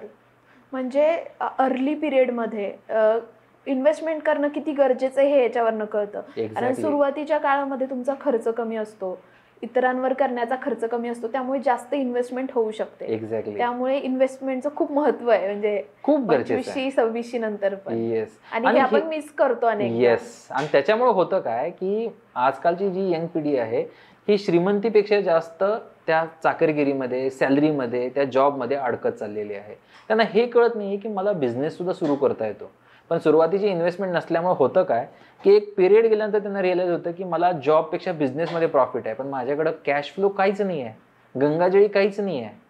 पण जर मी सुरुवातीपासून जर केला तर तुम्हाला हे कळतं की मी माझ्या 30 नंतर किंवा 35 नंतर मला बिझनेस जर स्टार्ट करायचा असेल तर माझा पर्सनल फायनान्स स्ट्रॉंग आहे ना. बरोबर. म्हणजे मला परत पैसे माझ्या नीडसाठी, माझ्या जरूरतीसाठी, पैशासाठी कमवायची गरज नाही आहे. तेव्हा मी रिस्क पण घेऊ शकतो, जॉब मधनं बिझनेस सुद्धा स्टार्ट करू शकतो. जसं आहे ना, ह्या सुरुवातीच्या टप्प्यामध्ये खूप कन्फ्युजन असतं ना, तसं एक नोकरीचे 15-20 वर्ष झाली आहेत आणि येणाऱ्या 10-15 वर्षामध्ये आता रिटायरमेंट आहे. Yes. या काळामध्ये पण खूप लोक कन्फ्यूज झालेले दिसतात. एक्झॅक्टली. तर त्यांचं फायनान्शियल प्लॅनिंग कसं असलं पाहिजे? आता जेव्हा आपण हे पहिले स्टेज बघितले की ज्याच्यामध्ये अग्रेसिव्ह आहे, हा, तर नंतरचा जो काळ असतो तो असतो मॉडरेटिव्ह किंवा कन्झर्वेटिव्ह, Okay. ज्याच्यामध्ये आपल्याला फार रिस्क नाही घेता येत. मग अशा झोनमध्ये ऍक्च्युली महत्वाचं काय आहे की माझ्या ज्या काही नीड्स आहेत, म्हणजे आता रिटायरमेंटमध्ये सगळ्यात महत्वाचं काय असतं की आपल्या नातवांसाठी काहीतरी पैसे हवेत, त्यांना काही चॉकलेट्स घ्यायचे आहेत, माझा हेल्थचा काही इश्यू असू शकतो. तर ह्या सगळ्या गोष्टींचं ज्यावेळी नियोजन तुम्ही केलेलं असतं तर ऑटोमॅटिकली माझ्याकडे एक ऍसेट बनलेलं आहे, त्यातून मला फ्लो कसा घेतला पाहिजे. कदाचित काही रॉंग ऍसेटमध्ये पैसे गेले असतील, जसं एफडीज म्हणतो, FD is a fully disaster म्हणून तर एफडी म्हणतात. तर त्याला कन्वर्ट करून तुम्ही एक अशा ॲसेटमध्ये जाऊ शकता की ज्या ठिकाणी तुम्हाला कन्झर्वेटिव्ह पण एक बेस्ट रिटर्नच्या माध्यमातून तुम्हाला तुमचं भविष्य पण सिक्युअर करू शकता. आणि जेव्हा ती व्यक्ती दुनिया सोडून जाते किंवा ज्यावेळी त्याला असं वाटतं की माझ्यानंतर माझ्या पश्चात माझ्या नातवांसाठी काहीतरी हवं आहे, तर तो जो कॅश फ्लो आहे तो पूर्णपणे ट्रान्सफर करता येतो. मग ही जी प्रोसेस आहे ह्याला म्हणतात व्हील रायटिंग, तर ती कशी केली पाहिजे या सगळ्या गोष्टींचं नियोजन असणं गरजेचं आहे. म्हणजे आता हे एकाच पॉडकास्टमध्ये सगळं सांगणं जरा अवघड आहे, कारण हा पर्सन टू पर्सन आणि प्रत्येकाच्या माइंडसेट प्रमाणे आपल्याला चेंज होईल. कॅटेगरी, त्याच्यामध्ये इन्व्हेस्टमेंट आणि त्याच्यामध्ये असलेले जे काही ॲसेट आहेत हे सगळे चेंज होते. पण प्रत्येक वर्गामध्ये नियोजन करणं गरजेचं आहे. जसं पर्सनल बजेटिंग हा शब्द अनेकदा आला आपल्या बोलण्यात, तर नेमकं पर्सनल बजेटिंग म्हणजे काय? पर्सनल बजेटिंग जसं तुम्ही जर बघितला कुठलंही, म्हणजे प्रत्येक वर्षी तुम्ही ऐकत असाल, आता या वर्षी जसं निर्मला सीतारामन यांनी आपलं बजेट सादर केलं. प्रत्येक कंट्री जी आहे ना ही बजेट सादर करते की एक रुपया हा प्रत्येक गोष्टीला गेला पाहिजे. याचं नियोजन होतं. म्हणजे एवढा फंड आलेला आहे, या प्रत्येक फंड मधला एक रुपया प्रत्येक गोष्टीसाठी गेला पाहिजे. मग कदाचित रोडसाठी असेल, डेव्हलपमेंटसाठी असेल, रुरलसाठी असेल, एज्युकेशनसाठी असेल, प्रत्येक गोष्टीसाठी पैसा नियोजित आहे. ही जर प्रत्येक कंट्री करते तर व्यक्ती का नाही करत आहे? कारण त्यांना हेच माहित नाही आहे की माझे नीड्स काय आहेत, फ्युचरमध्ये येणारे गोल्स काय आहेत. आणि जर माझं डेप्थ जास्त असेल, म्हणजे कर्ज जास्त असेल, तर हे मी लवकरात लवकर फेडण्यासाठी माझ्याकडे स्ट्रॅटेजीज काय आहेत. तर सगळ्या स्ट्रॅटेजीज म्हणा किंवा हे जे काही अलोकेशन्स म्हणा, गोल्स म्हणा, प्लॅनिंग म्हणा, या सगळ्यांचं कॉम्बिनेशन ज्यावेळी तुम्ही कळतात त्याला म्हणतात पर्सनल बजेटिंग. आणि प्रत्येक व्यक्ती वाईज परत ट्विस्ट होत राहील, कारण कुणाचं कर्ज जास्त असेल, कुणाचा इन्फ्लो जास्त असेल, तर हे चेंज त्याप्रमाणे होतं. आणि त्याच्यामध्ये सुद्धा जसं तुम्ही जर बघितलं तर सिम्पल बजेटिंग मधला पहिला नियम जर सांगितला तर तुम्हाला जो पहिला नियम सांगतो मी तुम्हाला, 50-30-20, ज्याच्यामध्ये 50% तुमच्या नीडसाठी जे जरूरत आहेत त्याच्यासाठी वापरला जाईल, 30% जो आहे तो तुमच्या वॉन्टसाठी वापरला जाईल, म्हणजे ज्या आपल्याला वाटतं की गरजेच्या पुढच्या ज्या गोष्टी किंवा मला ह्या हव्याशा ह्याच्यासाठी, आणि 20% जे आहे ते तुमच्या फ्युचरच्या सेव्हिंग आणि इन्व्हेस्टमेंटमध्ये गेला पाहिजे. हा प्रायमरी पहिला नियम जो मार्केटमध्ये प्रत्येक लोक सांगतात.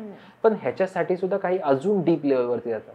काही 90-10-10 किंवा 80-20 असे बरेच नियम आहेत की जे आपल्याला प्रत्येकाच्या लाईफस्टाईल प्रमाणे चेंज होत राहतील, आणि हे कव्हर केले जातात पर्सनल बजेटिंग फॉर्म्युलामध्ये. सर, आपल्या बोलण्यामध्ये एक फायनान्शियल आझादी आणि इन्व्हेस्टमेंट या दोन वाक्यांचा किंवा दोन शब्दांचा फार उल्लेख आलाय. नेमकं या कोर्सेसमध्ये आपण काय प्रोव्हाइड करता? आता दोन मार्ग ह्यासाठी निर्माण झालेले आहेत की एक जो आहे ज्याला म्हणतात एम इन्व्हेस्टमेंट, हा एक प्लॅटफॉर्म आहे की ज्या ठिकाणी प्रत्येक व्यक्तीचे जे काही पैसे इन्व्हेस्ट करायचे आहेत आणि एक राईट गायडन्स आणि एक राईट हँड होल्डिंग थ्रू ते पैसे इन्व्हेस्टमेंट केले जातात. आता म्युच्युअल फंड असो, PMS असो किंवा पोर्टफोलिओ मॅनेजमेंट सिस्टीम्स असो, तर हा पैसा जेव्हा तिथे जातो SIPच्या माध्यमातून असो किंवा लमसमच्या माध्यमातून जाओ, तर ही पूर्ण क्लिअर गायडन्स थ्रू सेबीच्या नियमानुसार आणि MP च्या रूलनुसार ते इन्व्हेस्टमेंट केले जातात. तर हा एक सेफ प्लॅटफॉर्म आहे की ज्या ठिकाणी तुम्हाला कुठल्याही गोष्टीचं टेन्शन घ्यायची गरज नाही, कारण हे गव्हर्नमेंटच्या रूल्स आणि रेग्युलेशन्स आणि मॉनिटरी अंडर ही इन्व्हेस्टमेंट केली जाते. आता ह्यालाच दुसरी जी जोड आहे ती आहे फायनान्शियल आझादी. आता इथं मी जातोय पण बऱ्याच वेळा मला टेन्शन येतं किंवा SIP मध्ये माझा लॉस झाला, मार्केट खालती पडलं, तर या कंडिशनमध्ये लोकांना कोण गाईड करणार नाही आहे. होतं काय की तो मित्राला विचारतो, अरे नाही मार्केट खूप खाली आहे, तू काढून टाक पैसे, पण राईट गायडन्स कुठे मिळणार आहे? तर हा फायनान्शियल आझादी जो आहे हा कोर्स, कोचिंग आणि मेंटॉरिंग या तिन्हींचं कॉम्बिनेशन याच्यामध्ये आहे की जेणेकरून त्यांना कोर्समधनं हे कळेल की इन केस मला इमिजिएट काही नीड हवी आहे तर कोर्सेस त्यांना मदत करतील. आणि त्याच्यानंतर कोचिंग, की कुणाला समजा आता काही नवीन निर्माण करायचं आहे, कुणाला इन्व्हेस्टमेंटसाठी काही मला जॉब शोधायचा आहे किंवा मला बिझनेस चालू करायचा आहे तर तो त्या ठिकाणी कोचिंगमध्ये येईल. आणि मेंटोरिंगमध्ये की ज्यांचा ऑलरेडी 1 CR पोर्टफोलिओ आहे किंवा 10 करोडचा पोर्टफोलिओ आणि त्यांना काही नवीन बनवायचं आहे किंवा बिझनेसेस आहेत की ज्या बिझनेसेसना काहीतरी एक नेक्स्ट लेवलवरती स्केलअप करायचं आहे तर ह्याच्यासाठी ही मेंटोरिंग सिस्टीम आहे. तर हे पिलर जे आहेत ना प्रत्येक सिस्टीममध्ये असल्यामुळे काय होतं की ती जी व्यक्ती अगर जॉब करते, बिझनेस करते किंवा CEO असो तर त्यांना एक कॉन्क्रीट किंवा एक स्ट्रॉंग पिलर मिळतो की ज्या ठिकाणी त्यांना प्रत्येक गोष्टीचा आन्सर मिळण्याची एक प्लॅटफॉर्म आहे की ज्यांना म्हणजे कुठल्याच गोष्टीचं टेन्शन घ्यायची गरज नाही. ते डायरेक्टली ह्या मास्टर माइंडमध्ये येऊ शकतात, त्याच्यावरती सोल्युशन घेऊ शकतात आणि नेक्स्ट जम्प घेऊ शकतात. ओके. आणि जर आपल्या प्रेक्षकांना या कोर्सेसचा भाग व्हायचा असेल किंवा तुमच्याकडनं काही ॲडवाईस हवी असेल तर तुमच्याशी कसा संपर्क साधू शकता? तर नक्कीच मी तुम्हाला लिंक या व्हिडिओच्या माध्यमातून देईनच. पण मी म्हणजे बरेच जे आपले व्ह्यूअर आहेत ह्या पॉडकास्टवरती आले तर त्यांच्यासाठी एक खास बोनस कोर्स म्हणून त्यांच्यासाठी फ्री ऑफ कॉस्ट या पॉडकास्टच्या माध्यमातून द्यायला तयार आहे की जो नेटवर्क मास्टरी म्हणतात त्याला. तर नेटवर्क मास्टरी जसं मी तुम्हाला सांगितलं की लोकांना हे माहित नाही की प्रत्येक इन्व्हेस्टर माझ्याकडे येतो. आता जसं तुम्हाला समजा इन्व्हेस्टमेंट करायचे, तुमच्या मनात काही प्रश्न असतील, एक तर सेफ्टीचा असेल की जे तुम्ही माझ्या कोर्सच्या माध्यमातून, माझ्या टीचिंगच्या माध्यमातून तुमचे क्लिअर होते, पण तरी पण 2 प्रश्न तुमचे रिमेनिंग राहतात की मी किती इन्व्हेस्टमेंट केली पाहिजे, राईट, आणि इन्व्हेस्टमेंट किती वर्षासाठी केली पाहिजे. हे 2 महत्वाचे नियम किंवा हे 2 प्रश्न प्रत्येक इन्व्हेस्टर माझ्याकडे आल्यानंतर विचारतो. आता ह्याचं उत्तर मी देऊ शकत नाही. ह्याचं कारण काय? कारण कुणी 1 लाख कमवतं, कुणी 5 लाख कमवतं, कुणी 10 लाख कमवतं, कुणी करोडो कमवतं. तर ह्याचं आन्सर प्रत्येकाच्या फायनान्सवरती वेगवेगळं. तर ह्याचं सोल्युशन काय आहे? तर हे नेटवर्क कॅल्क्युलेटर. हे नेटवर्क मास्टरीमध्ये आपल्याला एक कॅल्क्युलेटर मिळतं की ज्याच्यामध्ये येणारा इन्कम आणि तुमचे जाणारे एक्सपेन्सेस म्हणजे इनफ्लो अँड आउटफ्लो ह्या दोन्ही गोष्टी तुम्ही एका ठिकाणी आणू शकता. बरोबर. आणि तुमच्याकडे ह्या दोन्हींचं जेव्हा तुम्ही मायनस करता म्हणजे इनफ्लो मधनं आउटफ्लो मायनस करता तर तुम्हाला एक अमाऊंट मिळते. That is your net worth. Okay. म्हणजे जे म्हणतात ना की एखादी कंपनी बाय करतात, हा आपण काय म्हणतो किती नेटवर्थ आहे याचा, तर त्यामध्ये ऍसेट्स किती आहेत आणि लायबिलिटी किती आहेत त्या मायनस झाल्यानंतरच कळतं त्याचा ऍसेट काय, व्हॅल्यू काय. तर आपल्याला आपलं नेटवर्थ कळणं गरजेचं पहिला फायनान्स सुरू करत असताना. तर या कोर्सच्या माध्यमातून काय होतं की त्यांना हे कळतं की मला एक्झॅक्टली माझ्याकडे किती पैसा राहतो. आणि जेव्हा ते कॅल्क्युलेशनला बसतात तेव्हा हे कळतं की माझे एक्स्ट्राचे जे काही एक्सपेन्सेस आहेत हे मी कदाचित कट डाऊन करू शकतो. कारण बऱ्याच वेळा काय होतं की आपल्याकडे पैसे राहतात म्हणून खर्च करतो, है ना. म्हणजे समजा आता माझ्या अकाउंटमध्ये 10,000 पडलेले तर म्हणतो की चला आपण हॉटेलला जाऊ, मूवीला जाऊ, फिरून. पण जर आपलं नियोजन प्रॉपर असेल ना तर आपण त्या ठिकाणी त्या खर्चांना क्रॉस करत जातो आणि होतं काय आपलं नेटवर्थ वाढत जातं. बरोबर. तर हा कोर्स जो आहे हा फ्री ऑफ कॉस्ट आपण ऑडियन्सला द्यायला तयार आहे, ज्याच्यामुळे त्यांना ऍटलिस्ट हे कळेल की माझ्या पैशाची ताकद काय आहे आणि माझी ताकद काय आहे की ह्या पैशाला जास्तीत जास्त ग्रो कसं करू शकतो. सर, अनेकदा आपण जेव्हा सुरू असतं कमाई करत असतो तेव्हा आपले काही भौतिक स्वप्न असतात. म्हणजे मला घर घ्यायचं आहे, मला गाडी घ्यायची आहे, तर त्यासाठी एक मोठी अमाऊंट आपल्याला लागत असते. परंतु हे करत असताना कसं नियोजन केलं पाहिजे? खूपच सुंदर प्रश्न आहे आणि मला असं वाटतं की हा प्रश्न प्रत्येकांना पडलाही पाहिजे. कारण होतं काय की आपण आजूबाजूचा माहोल बघतो आणि डिसिजन घेऊन मोकळे होतो. आणि जेव्हा आपण हा डिसिजन घेतो तेव्हा आपल्याला रिअलाइज होतं अरे कदाचित आपण हे घर किंवा ही गाडी आत्ता घ्यायला नाही पाहिजे होती. कारण मला जे फीचर्स हवे आहेत किंवा जे लोकेशन गाडी म्हणजे घरासाठी जे लोकेशन हवं आहे ते कदाचित राईट नाही आहे. आता एक सिंपल मी या पॉडकास्टच्या माध्यमातून तुम्हाला कसं प्लॅनिंग केलं पाहिजे, गाडी असो किंवा घर. आता गाडीचं एक्झाम्पल की आता आपण जेव्हा गाडी घेतोय तर गाडी घेतल्यानंतर कमीत कमी 5 ते 7 वर्ष किंवा 10 वर्ष गाडी विकत नाही. ती घेतल्यानंतर वापरतो नंतर असं वाटतं की अरे नाही हा विकली पाहिजे, नवीन घेतली पाहिजे. तर आजच्या तारखेला खूप भारी आहे की आपल्याकडे उबर्स आहे किंवा आपण रेंटेड कार्स घेऊ शकतो. आता ह्याचा बेनिफिट काय होईल की आपल्याला समजा रेंटेड कार घेतलं तर आपला EMIचा जो बोजा एक्स्ट्रा येणार आहे तो रिड्यूस होऊन जाईल.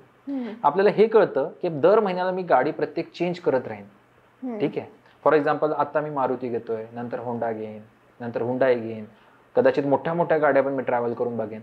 तेव्हा मला रिअलाइज होईल की मला एक्झॅक्टली कुठली गाडी सूट होते. राईट. एक लग्न करताना आपण बऱ्याच वेळा विचार करतो की मला माझी होणारी जी काय बायको आहे किंवा होणारा जो नवरा आहे ह्या गोष्टी त्यामध्ये असल्या पाहिजे. तर बऱ्याच वेळा आपलं काय होतं, आजच्या तारखेचं जनरेशन काय करतं की ते भेटतात, एकमेकांशी बोलतात, त्याच्यानंतर ठरवतात. मग ह्या गोष्टी ॲसेट बरोबर का नाही? जे ॲसेट मला घ्यायचं आहे, मला कार घ्यायची आहे, तर मी पहिलं चालवून बघेन. ॲटलिस्ट तो जो मेंटेनन्सचा कॉस्ट आहे किंवा त्याच्यानंतर रिअलाईज होणं किंवा ही गाडी घेतली पण ही मला काय आवडलेली नाही आता, तर त्याच्यापेक्षा तुम्ही एक कालावधी द्या, एक 5 वर्षाचा, की ज्याच्यामध्ये तुम्ही प्रत्येक कार, प्रत्येक कंपनी एक्सप्लोर करा. आणि त्याच्यानंतर जे काही पैसे तुमचे साठतायत या पिरियडमध्ये, त्याच्यामध्ये गाडी तर तुमची येईलच, पण त्याच्याबरोबर पुढे 5 ते 10 वर्षाचं पेट्रोल सुद्धा फ्री ऑफ कॉस्टमध्ये तुम्ही टाकू शकता. कदाचित आता इलेक्ट्रिक ईव्ही आहे, तर 20 वर्षाचा तुमचा ईव्हीचा खर्चही त्यातून निघून जाईल. तर इन्व्हेस्टमेंट जर तुम्ही राईट वेवरती केला की मला ह्या गाडीसाठी एवढे पैसे लागतायत, तर त्या पद्धतीने तुमची इन्व्हेस्टमेंट तुम्हाला लवकरात लवकर आणि बेस्टेस्ट बेस्ट कार पण तुम्ही घेण्यासाठी तुम्हाला एक ऑप्शन मिळू शकतो. घरी सेम आहे. आता सुरुवातीचा ज्यावेळी पिरियड असतो तर प्रत्येकाला असं असतं की मी फॉरेनला जावं, मी बेंगलोरला जावं, मी दिल्लीला जावं. आणि या दरम्यान तो फ्लॅट घेतला तर होतं काय की एक तर तो फ्लॅट घेतलेला असतो, त्याचं कॅल्क्युलेशन जसं आपण सुरुवातीला सांगितलं की जवळपास 2.5% आपल्याला यील्ड मिळतो. पण होतं काय की आपण दिल्लीला निघून जातो, बेंगलोरला निघून जातो किंवा US मध्ये निघून जातो आणि तिथंच राहतो. मग या दरम्यान होतं काय की जी मी काय इन्व्हेस्टमेंट केलेली आहे ते पूर्णपणे त्याचं व्हॅल्युएशन डाऊन होऊन जातं. एक 30-35 एज असं आहे की ज्यावेळी आपलं लग्न होतं, मुलं बाळं होतात आणि त्यावेळी आपल्याला रिअलाईज होतं की माझ्या मुलांसाठी एक शाळा ह्या अंतरावर असली पाहिजे, माझ्या स्पाऊससाठी हे आजूबाजूला हे ग्रॉसरीचे शोरूम्स किंवा काय हे असले पाहिजे. हे जेव्हा तुम्हाला कळतं आणि एक पिरियडमध्ये तुम्ही एका लोकेशनला जाऊन राहता त्या पिरियडमध्ये आणि तुम्हाला कळतं नाही हे लोकेशन माझ्यासाठी बेस्ट आहे, माझ्या जॉबच्या वेळेनं किंवा एक फ्युचरच्या वेळेनं हे लोकेशन बेस्ट आहे. आणि त्यावेळी एक कॅपॅसिटी पण असते, कारण अर्निंग वाढलेलं असतं आपलं आणि एक बरीच सेव्हिंग पण झालेली असते. तर त्यावेळी राईट डिसिजन घेऊन तुम्ही फ्लॅट घेऊ शकता. आणि त्याच्यासाठी जे काय तुम्ही एक्स्ट्रा पैसे बँकेला किंवा बिल्डरला देता त्याच्यापेक्षा तुम्ही त्याचं एक प्लॅनिंग करून ते EMI सुद्धा तुम्ही कॅशवरती भरू शकता. तर हे जे नियोजन आहे, हे नियोजन ज्यावेळी प्रॉपरली होतं तर ऑटोमॅटिकली आपल्याकडे समृद्धी ही त्या पद्धतीनं होते. सर, आपल्या प्रत्येकाच्या आयुष्यात पैसा खूप महत्त्वाचा असतो आणि आपण तो कमवतो सुद्धा, परंतु कसं नियोजन करायचं हे समजत नाही. परंतु आजच्या पॉडकास्टमधनं कसं नियोजन करायला पाहिजे, गुंतवणुकीची सुरुवात कशी केली पाहिजे, या सगळ्या प्रश्नांची उत्तरं आम्हाला मिळाली आहेत. म्हणजे माझ्यासोबत आपल्या प्रेक्षकांना सुद्धा त्यांच्या अनेक प्रश्नांची उत्तरं मिळाली असतील याची मला नक्कीच गॅरंटी आहे. आणि जसं मी तुमच्याकडे आता पर्सनल लेवलवर फायनान्शियल प्लॅनिंग करायला येणार आहे, ॲडवाईस घ्यायला येणार आहे, तसे नक्कीच आपले प्रेक्षकही येतील, याची सुद्धा मला शाश्वती वाटते. तुम्ही तुमचा इतका वेळ आम्हाला दिला आणि इतक्या छान टिप्स दिल्यात त्याबद्दल खूप खूप धन्यवाद. आणि तुमचे आणि टीमचे पण खूप खूप धन्यवाद की हा प्लॅटफॉर्म दिला की ज्या प्लॅटफॉर्म थ्रू मी सगळ्या व्ह्युअर्ससाठी जाऊ शकतो, त्यांना मदत करू शकतो. कारण एक ध्येय असतं प्रत्येकाचं की ज्या ध्येया थ्रू ज्यावेळी तुम्ही जाता तेव्हा ते म्हणतात ना की तुम्हाला सागर सुद्धा म्हणजे फार मोठा नाही वाटत, छोटा होऊन जातो तुमच्या समोर. तसं माझं पण एक ध्येय आहे की प्रत्येक जे आपल्या ॲटलिस्ट भारतापुरतं तरी प्रत्येक इन्व्हेस्टर एवढा सुज्ञ झाला पाहिजे की त्याला कुणीही फसवलं नाही पाहिजे आणि राईट वेनं त्यांना त्यांच्या आयुष्यामध्ये समृद्धी आणली पाहिजे. तर कदाचित हा पॉडकास्ट त्याची सुरुवात आहे किंवा त्या आंधीसाठी एक क्रिएट केलेलं एक खूप सुंदर प्लॅटफॉर्म आहे असं मी समजेन. आणि खूप खूप धन्यवाद की इथं एक बसण्यासाठी आणि एक मोका दिला त्यासाठी खूप खूप धन्यवाद.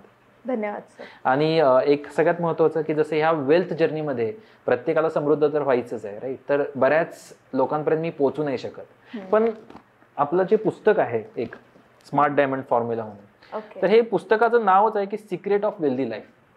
तर आपल्या आयुष्यामध्ये हे जे काय पॉडकास्टच्या माध्यमातून बऱ्याच गोष्टी आपल्याला पोहोचवता येत आहेत, पण काही ज्या नाही पोहोचवत आहेत तर त्यासाठी हे बुक आहे.